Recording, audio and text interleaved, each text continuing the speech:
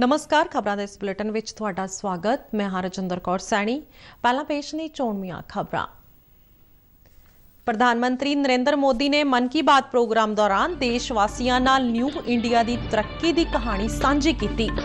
ਕਿਹਾ ਕਿ ਭਾਰਤ ਦੁਨੀਆ ਦਾ ਸਭ ਤੋਂ ਵੱਡਾ ਲੋਕਤੰਤਰ। ਯੋਗਾ ਅਤੇ ਮੋਟੇ ਅਨਾਜ ਦੀ ਮਹੱਤਤਾ ਬਾਰੇ ਕੀਤੀ ਚਰਚਾ।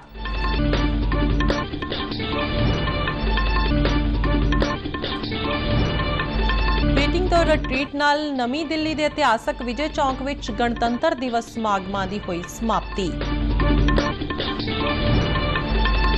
G20 ਦੀ ਪਹਿਲੀ ਅੰਤਰਰਾਸ਼ਟਰੀ ਵਿੱਤੀ ਸੰਰਚਨਾ ਕਾਰਜ ਕਮੇਟੀ ਸਮੂਹ ਦੀ ਬੈਠਕ ਕੱਲ ਤੋਂ ਚੰਡੀਗੜ੍ਹ ਵਿੱਚ।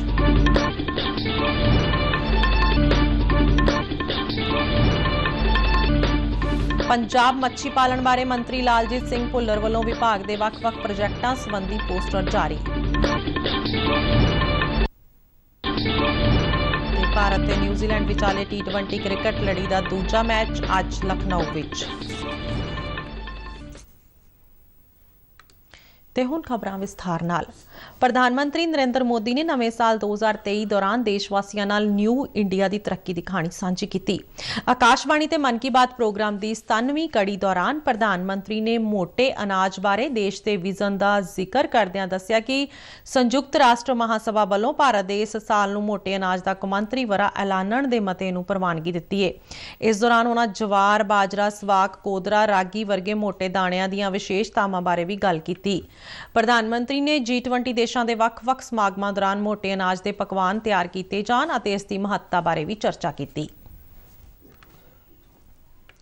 मन की बात प्रोग्राम दौरान इसके हर कोने में जहां भी G20 की समिट हो रही है, मिलेट से बने पौष्टिक और स्वादिष्ट व्यंजन उसमें शामिल होते हैं। यहां बाजार से बनी खिचड़ी, पोहा, खीर और रोटी के साथ ही रागी से बने पायसम, पूड़ी और डोसा जैसे व्यंजन भी परोसे जाते हैं। G20 के सभी वेन्यूज पर मिलेट एग्जीबिशन में मिलेट से बनी हेल्थ ड्रिंक, सीरियल्स और नूडल्स को शोकेस किया गया। मन की बात प्रोग्राम दौरान प्रधानमंत्री ने गणतंत्र दिवस की परेड दौरान कर्तव्य पथ का निर्माण करने वाले श्रमजीवियों के परेड का हिस्सा बनन अते इस दौरान पहली बार शामिल की गई महिला ऊंट सवारां दी टुकड़ी अते CRPF की महिला टुकड़ी की भी शलाघा की। परेड में शामिल झांकियों में भारतीय संस्कृति के विभिन्न पहलुओं को देखकर आनंद आया।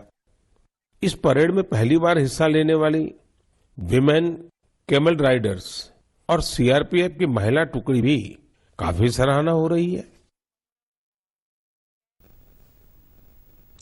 प्रधानमंत्री ने पद्म पुरस्कारों का जिक्र करदਿਆਂ ਕਿਹਾ कि इन्हां विच कुछ अजिहे व्यक्ति भी शामिल ने जिन्हां ने देश नूं सब तो उपर रखिया अते सब तो पहला देश के सिद्धांत लई अपना जीवन समर्पित किया। आजादी का अमृत महा उत्सव ते उन्हां एक किताब India the mother of democracy का भी जिक्र किया। इस बुक का नाम India the mother of democracy है और इसमें कई बेहतरीन एसेज है। भारत दुनिया का सबसे बड़ा लोकतंत्र है और हम भारतीयों को इस बात का गर्व भी है कि हमारा देश मदर ऑफ डेमोक्रेसी भी है।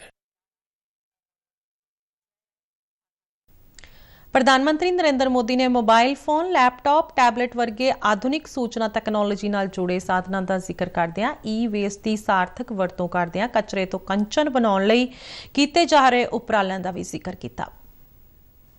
अलग अलग प्रोसेस के जरिए इस ई-वेस्ट से करीब 17 प्रकार के प्रेशियस मेटल्स निकाले जा सकते हैं।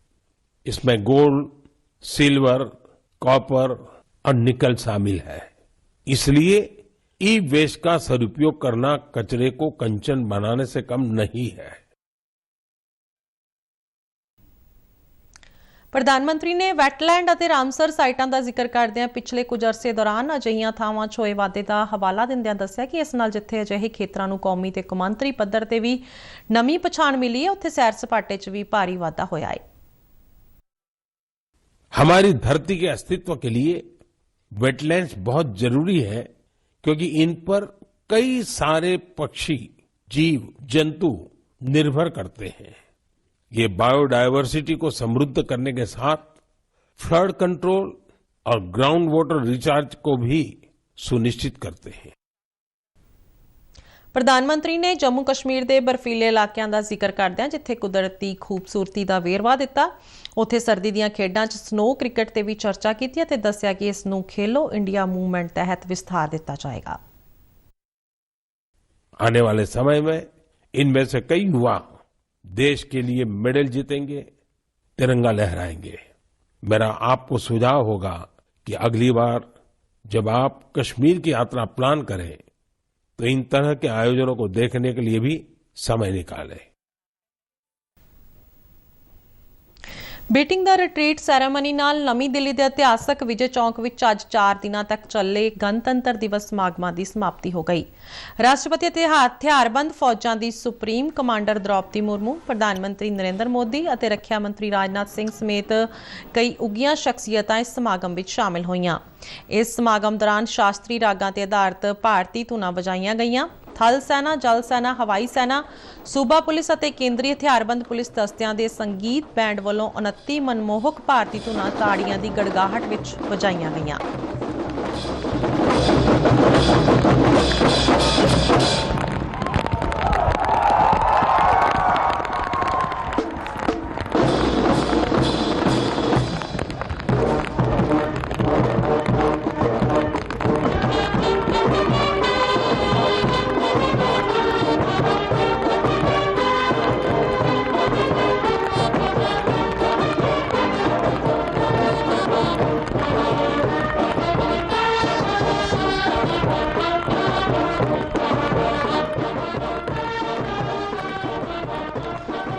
ਜਸ਼ਨ ਦੀ ਸ਼ੁਰੂਆਤ ਸਮੂਹਕ ਬੈਂਡ ਵੱਲੋਂ ਅਗਨੀਵੀਰ ਧੁਨ ਨਾਲ ਹੋਈ, ਜਿਸ ਤੋਂ ਬਾਅਦ ਅਲਮੋੜਾ, ਕੇਦਾਰਨਾਥ, ਸੰਗਮ ਦਰਵਾਜ਼ਾ, ਸਤਪੁਰਾ ਕੀ ਰਾਨੀ, ਭਾਗੀਰਥੀ, ਕੋਕਨ ਸੁੰਦਰੀ ਵਰਗੀਆਂ ਮਨਮੋਹਕ ਧੁਨਾਂ ਨੂੰ ਪਾਈਪਾਂ ਤੇ ਢੋਲ ਬੈਂਡਾਂ ਰਾਹੀਂ ਪੇਸ਼ ਕੀਤਾ ਗਿਆ।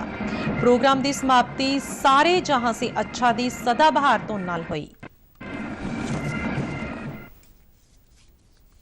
ਰਾਸ਼ਟਰਪਤੀ ਦ੍ਰੌਪਦੀ ਮੁਰਮੂ ਨੇ ਅੱਜ ਰਾਸ਼ਟਰਪਤੀ ਭਵਨ ਵਿੱਚ ਗਾਰਡਨ ਫੈਸਟੀਵਲ ਦਾ ਉਦਘਾਟਨ ਕੀਤਾ। ਇਹ ਬਗੀਚਾ ਹਰ ਸੋਮਵਾਰ ਨੂੰ ਛੱਡ ਕੇ 31 ਜਨਵਰੀ ਤੋਂ 26 ਮਾਰਚ ਤੱਕ ਆਮ ਲੋਕਾਂ ਲਈ ਖੁੱਲ੍ਹਾ ਰਹੇਗਾ। ਸੈਲਾਨੀ ਇਸ ਬਗੀਚੇ ਵਿੱਚ 12 ਵਿਲੱਖਣ ਕਿਸਮਾਂ ਦੇ ਟਿਊਲਿਪਸ ਦੇ ਨਾਲ-ਨਾਲ ਕਈ ਹੋਰ ਸ਼ਾਨਦਾਰ ਫੁੱਲਾਂ ਨੂੰ ਦੇਖ ਸਕਣਗੇ।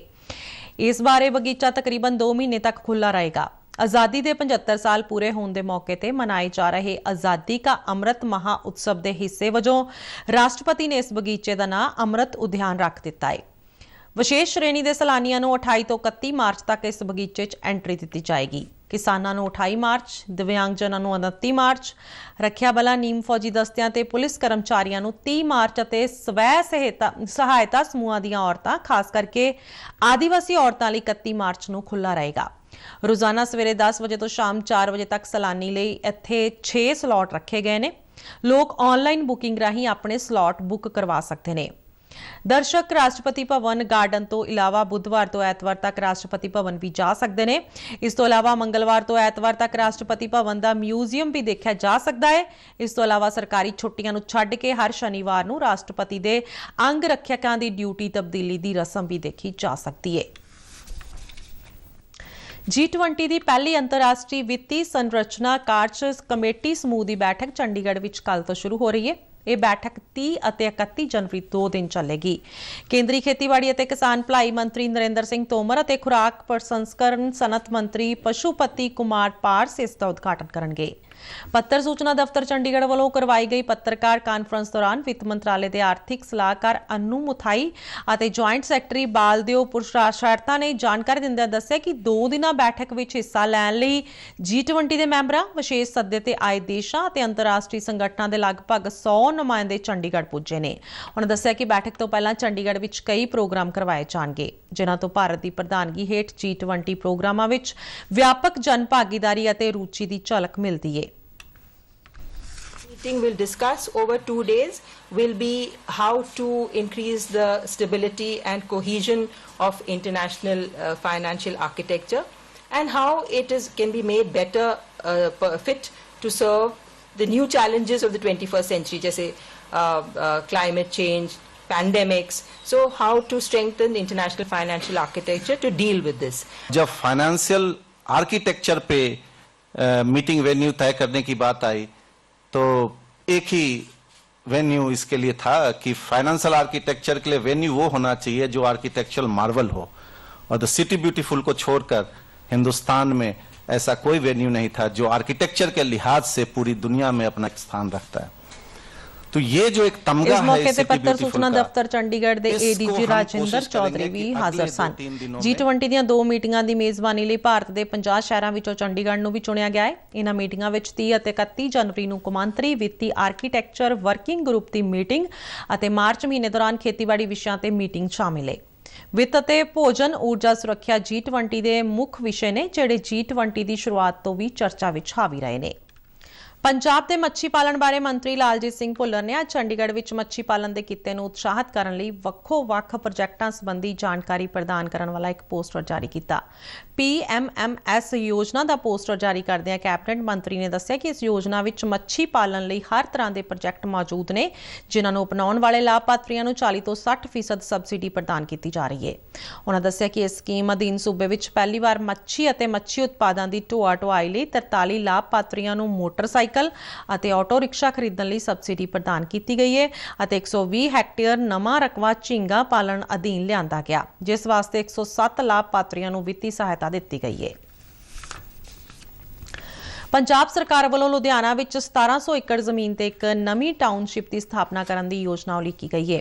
ਸੂਬੇ ਦੇ ਮਕਾਨ ਉਸਾਰੀ ਅਤੇ ਸ਼ਹਿਰੀ ਵਿਕਾਸ ਬਾਰੇ ਮੰਤਰੀ ਅਮਨ ਅਰੋੜਾ ਨੇ ਜਰਖੜ ਖੇਡ ਮੇਲੇ ਦੌਰਾਨ ਸੰਬੋਧਨ ਵਿੱਚ ਜਾਣਕਾਰੀ ਦਿੰਦਿਆਂ ਦੱਸਿਆ ਕਿ ਸਰਕਾਰ ਵੱਲੋਂ ਰਾਜ ਦੇ ਆਰਥਿਕ ਪੱਖੋਂ ਕਮਜ਼ੋਰ ਵਰਗਾਂ ਨਾਲ ਸੰਬੰਧਿਤ ਲੋਕਾਂ ਲਈ 25,000 ਫਲੈਟ ਵੀ ਬਣਾਏ ਜਾਣਗੇ। ਨੌਜਵਾਨਾਂ ਨੂੰ ਮਿਲਟਰੀ ਵੀਰਗਾਥਾਵਾਂ ਤੋਂ ਜਾਣੂ ਕਰਵਾਉਂਦੇ ਹੋਏ ਉਹਨਾਂ ਨੂੰ ਦੇਸ਼ ਦੀਆਂ ਹਥਿਆਰਬੰਦ ਸੈਨਾਵਾਂ ਦਾ ਹਿੱਸਾ ਬਣਨ ਲਈ ਪ੍ਰੇਰਿਤ ਕਰਦਾ ਹੋਇਆ ਪਟਿਆਲਾ ਦਾ ਪਲੇਠਾ ਤੇ 2 ਦਿਨਾਂ ਮਿਲਟਰੀ ਲਿਟਰੇਚਰ ਫੈਸਟੀਵਲ ਅੱਜ ਪਟਿਆਲਾ ਦੇ ਖਾਲਸਾ ਕਾਲਜ ਵਿੱਚ ਸਮਾਪਤ ਹੋ ਗਿਆ। ਸਮਾਪਤੀ ਸਮਾਗਮ ਮੌਕੇ ਮੁੱਖ ਮਹਿਮਾਨ ਪੰਜਾਬ ਦੇ ਰੱਖਿਆ ਸੇਵਾਵਾਂ ਦੀ ਭਲਾਈ ਬਾਰੇ ਮੰਤਰੀ ਚੇਤਨ ਸਿੰਘ ਜੌੜਾ ਮਾਜਰਾ ਨੇ ਕਿਹਾ ਕਿ ਦੇਸ਼ ਦੀਆਂ ਹਥਿਆਰਬੰਦ ਸੈਨਾਵਾਂ ਅਤੇ ਦੇਸ਼ ਦੀ ਰਾਖੀ ਲਈ ਪੰਜਾਬੀਆਂ ਦਾ ਯੋਗਦਾਨ ਅਹਿਮ ਹੈ। ਉਹਨਾਂ ਦੱਸਿਆ ਕਿ ਸਰਕਾਰ ਨੇ ਨੌਜਵਾਨਾਂ ਨੂੰ ਨਸ਼ਾ ਮੁਕਤ ਰੱਖਣ ਅਤੇ ਇਹਨਾਂ ਸੈਨਾਵਾਂ ਦਾ ਹਿੱਸਾ ਬਣਨ ਲਈ ਪ੍ਰੇਰਿਤ ਕਰਨ ਵਾਸਤੇ ਮਿਲਟਰੀ ਲਿਟਰੇਚਰ ਫੈਸਟੀਵਲ ਸਾਰੇ ਜ਼ਿਲ੍ਹਿਆਂ ਵਿੱਚ ਕਰਵਾਉਣ ਦਾ ਫੈਸਲਾ ਕੀਤਾ ਹੈ। ਇਸ ਫੈਸਟੀਵਲ ਦੇ chairman lieutenant general TS Shergill ਨੇ ਆਪਣੇ ਸੰਬੋਧਨ ਵਿੱਚ ਦੱਸਿਆ ਕਿ ਪਟਿਆਲਾ ਦਾ ਆਪਣਾ ਇੱਕ ਫੌਜੀ ਇਤਿਹਾਸ ਹੈ, ਇਸ ਲਈ ਇਹ ਮੇਲਾ ਸਭ ਤੋਂ ਪਹਿਲਾਂ ਪਟਿਆਲਾ ਵਿੱਚ ਕਰਵਾਇਆ ਗਿਆ। ਭਾਰਤ ਅਤੇ ਨਿਊਜ਼ੀਲੈਂਡ ਦੀਆਂ ਟੀਮਾਂ ਵਿਚਾਲੇ ਖੇਡੀ ਜਾ ਰਹੀ ਮੌਜੂਦਾ T20 ਕੌਮਾਂਤਰੀ ਕ੍ਰਿਕਟ ਲੜੀ ਦਾ ਦੂਜਾ ਮੈਚ ਹੁਣ ਤੋਂ ਕੁਝ ਦੇਰ ਬਾਅਦ ਲਖਨਊ ਵਿੱਚ ਸ਼ੁਰੂ ਹੋ ਰਿਹਾ ਹੈ। ਇਸ ਦੌਰਾਨ ਨਿਊਜ਼ੀਲੈਂਡ ਨੇ ਟਾਸ ਜਿੱਤ ਕੇ ਪਹਿਲਾਂ ਬੱਲੇਬਾਜ਼ੀ ਕਰਨ ਦਾ ਫੈਸਲਾ ਕੀਤਾ ਹੈ। ਲੜੀ ਵਿੱਚ ਬਣੇ ਰਹਿਣ ਲਈ ਭਾਰਤੀ ਟੀਮ ਇਹ ਮੁਕਾਬਲਾ ਕਰੋ ਜਾਂ ਮਰੋ ਦੀ ਸਥਿਤੀ ਵਾਲਾ ਹੋਏਗਾ। ਲੜੀ ਦੇ ਪਹਿਲੇ ਮੈਚ ਵਿੱਚ ਨਿਊਜ਼ੀਲੈਂਡ ਦੀ ਟੀਮ ਨੇ 21 ਦੌੜਾਂ ਨਾਲ ਜਿੱਤ ਦਰਜ ਕਰਕੇ ਲੜੀ 'ਚ 1-0 ਦੀ ਅਗੇਤ ਬਣਾ ਲਈ ਹੈ। ਇਸ ਤੋਂ ਪਹਿਲਾਂ ਭਾਰਤ ਨੇ ਨਿਊਜ਼ੀਲੈਂਡ ਖਿਲਾਫ ਇੱਕ ਦਿਨਾਂ ਲੜੀ ਵਿੱਚ 3-0 ਨਾਲ ਕਲੀਨ ਸਵੀਪ ਕਰਨ ਮਗਰੋਂ ICC ਮਰਦਾਂ ਦੀ ਇੱਕ ਰੋਜ਼ਾ ਦਰਜਾਬੰਦੀ ਵਿੱਚ ਸਿਖਰਲਾ ਸਥਾਨ ਹਾਸਲ ਕੀਤਾ ਹੈ।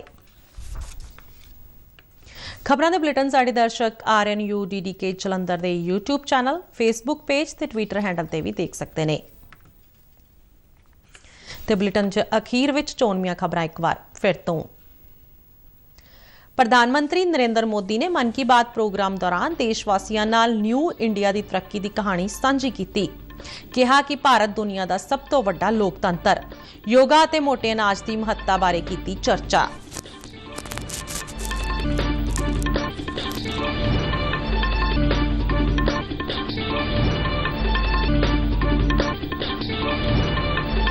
ਮੀਟਿੰਗ ਦਾ ਰਿਟਰੀਟ ਨਾਲ ਨਵੀਂ ਦਿੱਲੀ ਦੇ ਇਤਿਹਾਸਕ ਵਿਜੇ ਚੌਂਕ ਵਿੱਚ ਗਣਤੰਤਰ ਦਿਵਸ ਸਮਾਗਮਾਂ ਦੀ ਹੋਈ ਸਮਾਪਤੀ।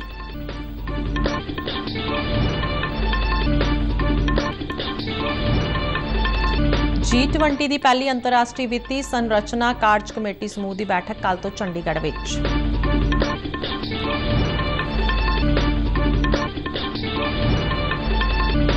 ਪੰਜਾਬ ਮੱਛੀ ਪਾਲਣ ਬਾਰੇ ਮੰਤਰੀ ਲਾਲਜੀਤ ਸਿੰਘ ਭੁੱਲਰ ਵੱਲੋਂ ਵਿਭਾਗ ਦੇ ਵੱਖ-ਵੱਖ ਪ੍ਰੋਜੈਕਟਾਂ ਸੰਬੰਧੀ ਪੋਸਟਰ ਜਾਰੀ। ਤੇ ਭਾਰਤ ਤੇ ਨਿਊਜ਼ੀਲੈਂਡ ਵਿਚਾਲੇ T20 ਕ੍ਰਿਕਟ ਲੜੀ ਦਾ ਦੂਜਾ ਮੈਚ ਅੱਜ ਲਖਨਊ ਵਿੱਚ। ਨਿਊਜ਼ੀਲੈਂਡ ਵੱਲੋਂ ਟਾਸ ਜਿੱਤ ਕੇ ਪਹਿਲਾਂ ਬੱਲੇਬਾਜ਼ੀ ਕਰਨ ਦਾ ਫੈਸਲਾ। ਤੇ ਇਸ ਨਾਲ ਹੀ ਖਬਰਾਂ ਦਾ ਬੁਲੇਟਿਨ ਖਤਮ ਹੋਇਆ। ਇਜਾਜ਼ਤ ਦਿਓ, ਨਮਸਕਾਰ।